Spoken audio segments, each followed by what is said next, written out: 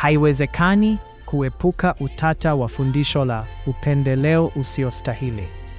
Wanapoulizwa kama ni lazima kutii amri yoyote ili kupata wokovu, watetezi wake hukosa jibu. Wakisema si lazima, basi Mkristo yeyote angeweza kuiba, kuua na bado akaingia mbinguni. Wakisema ni lazima, basi wokovu haupo tena bila kustahili.